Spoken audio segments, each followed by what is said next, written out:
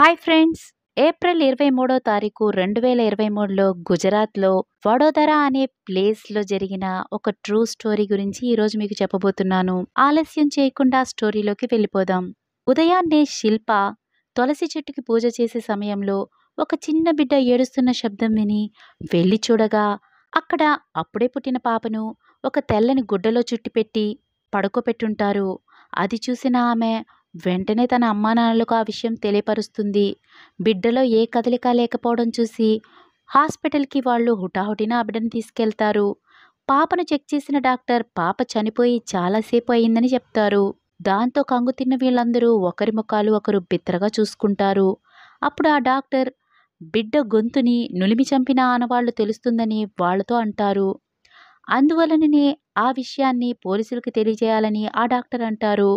దాంతో inspector investigation start చేస్తారు. బిడ్డ పోస్టుమార్టం జరిగిన తర్వాత ఆ పసికందు రాత్రి 1 సమయంలో గొంతు నిలిమి చంపబడినట్టుగా తెలుస్తుంది. అలాంటప్పుడు ఉదయకాలమున శిల్పకి బిడ్డ ఏడ్చిన శబ్దం ఎలా వినిపిస్తుంది అని ప్రశ్నిస్తారు. హుటాహుటిన కాలనీకి పోలీసులు చేరుకొని ఆ కాలనీలో ప్రెగ్నెంట్ లేడీస్ ఎవరన్నా ఉండి ఉన్నారా అని చాలా చెక్ చేసి చూస్తారు.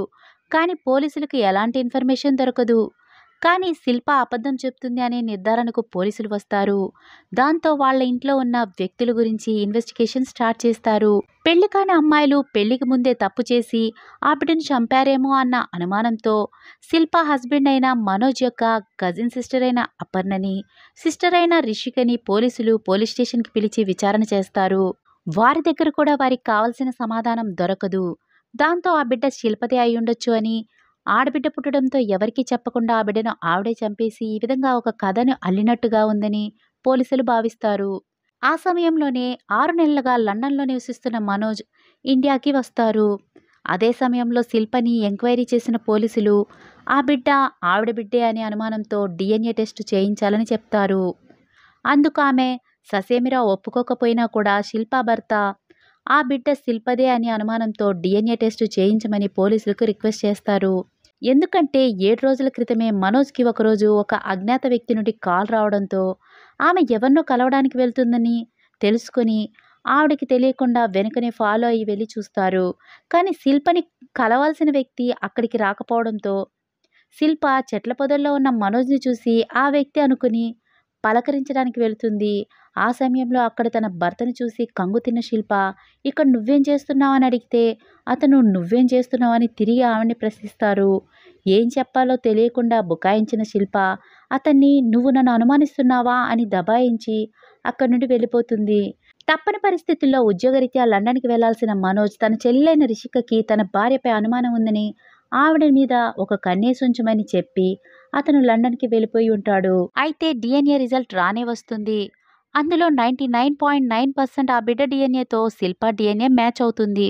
దాంతో అందరూ షాక్ అవుతారు. అంటే ఆ బిడ్డ శిల్పదే. ఆ బిడ్డని చంపి తెల్లవారుజామున ఎవరికీ తెలియకుండా చాటుగా వెళ్లి ఆ చెట్టు కింద పాపను పడుకోబెట్టిన వ్యక్తి శిల్పనే. కోపంతో రగులుతున్న మనోజ్ ఆ బిడ్డకి తండ్రి ఎవరని ఆవిడ్ని అక్కడే నిలదీసినప్పుడు ఆ బిడ్డ నీదే అని శిల్ప జవాబిస్తుంది. ఆ తర్వాత ఎంక్వైరీలో పోలీసులు ఆమెను క్వశ్చన్ల మీద క్వశ్చన్లు అడిగితే ఆమె ఇచ్చిన ఆన్సర్తో నిర్ఘాంతపోతారు. అప్పుడే ఆమె మనకు ఆ ప్రెగ్నెన్సీని ఎలా దాచిపెట్టి డెలివరీ అయిన తర్వాత ఆ బిడ్డని ఎలాగ చంపి ఆ చెట్టు కింద పెడుతుంది అన్న విషయాన్ని క్లియర్ కట్గా చూపిస్తారు.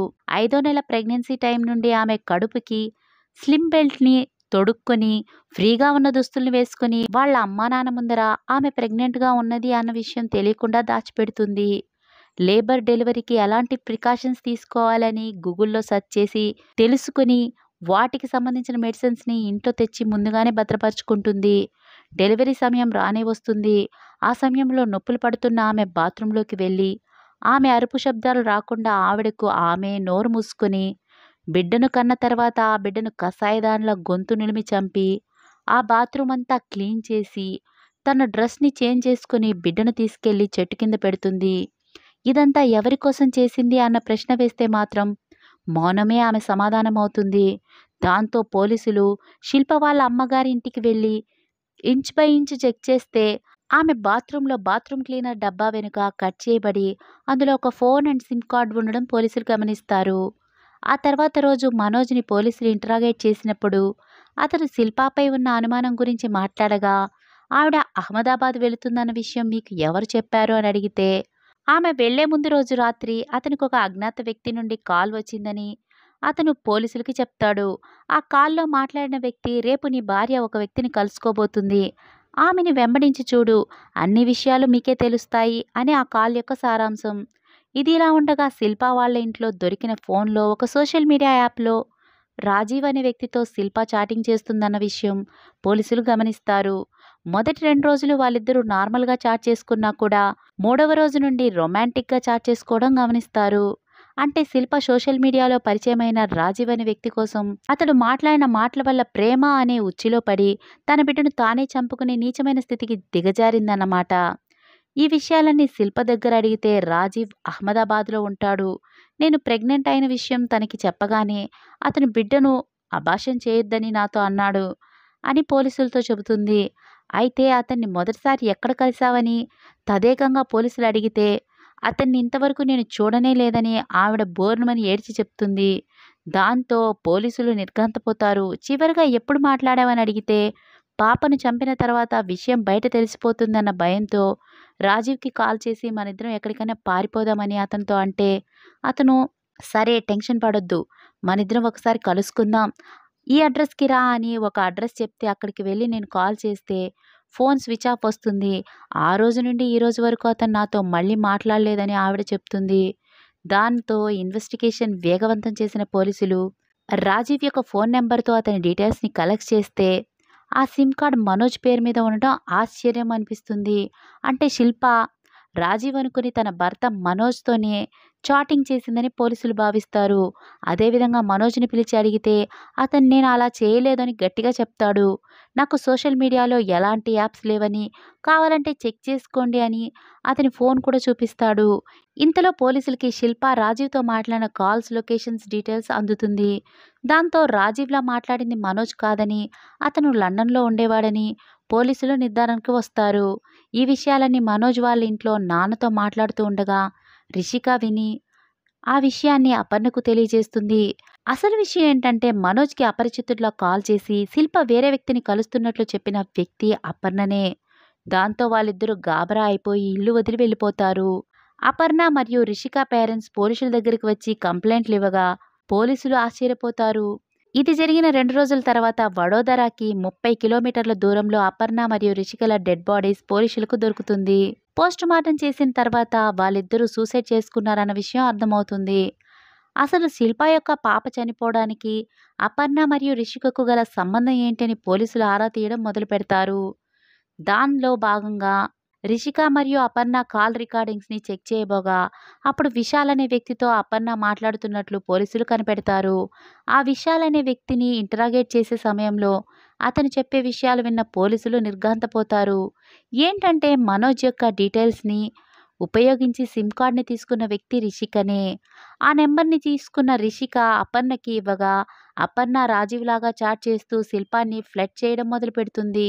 అంతేకాకుండా ఫోన్ నెంబర్స్ ఇచ్చి పుచ్చుకున్న తర్వాత వాయిస్ చేంజర్ యాప్ని యూజ్ చేస్తూ శిల్పతో తరచూ మాట్లాడే వ్యక్తి కూడా అపర్ణనే. అయితే శిల్ప ప్రెగ్నెంట్ ఉన్న విషయం ఇంట్లో ఎవరికీ చెప్పకపోవడం, స్లిమ్ బెల్ట్ వేసుకోవడం వల్ల కడుపు కనిపించకపోవడం వల్ల రిషిక కూడా ఆమె అబద్ధమాడుతుంది అని అపర్ణతో అంటుంది. అంటే రాజీవ్కి తను ప్రెగ్నెంట్ ఉందన్న విషయం చెప్పడం వల్ల అతను టెన్షన్ పడి ఆవిడ్ని చూడ్డానికి నేరుగా వస్తాడు అన్న ఆశతో శిల్ప అలా అబద్ధమాడుతుందని అపర్ణ రిషికలు అనుకుంటారు. అందువల్లే శిల్ప డెలివరీ అయిన తర్వాత బిడ్డను ఏం చేయాలని అడిగినప్పుడు చంపేయమని అపర్ణ చెప్పినట్లు అపర్ణ లవ్వర్ విశాల్ పోలీసులకు తెలియజేస్తాడు. అంటే శిల్ప ప్రెగ్నెంట్ ఉందన్న విషయం అపర్ణ రిషికలు నమ్మడం లేదని అర్థం.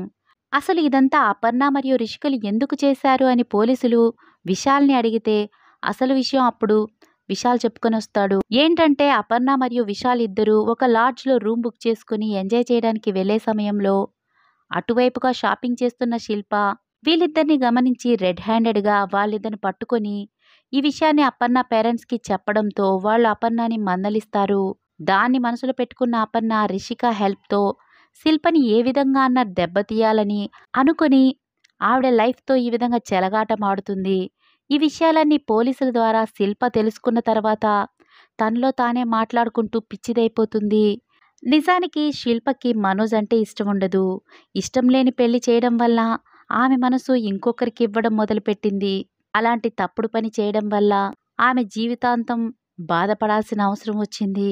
సోషల్ మీడియా యాప్స్‌లో చాటింగ్ పేరుతో ఫ్రెండ్‌షిప్ మొదలుపెట్టి, ఆ తర్వాత ప్రేమ అనే ముసుగులో చీటింగ్ చేసే వ్యక్తులు చాలామంది ఉండడం వల్ల, అటు ఆడవాళ్ళైనా సరే, ఇటు మగవాళ్ళైనా సరే చాలా జాగ్రత్త వహించాలని తెలియజేసుకుంటున్నాను. మరొక స్టోరీతో మీ ముందుకు వచ్చేస్తాను. అంతవరకు బాయ్. Take care.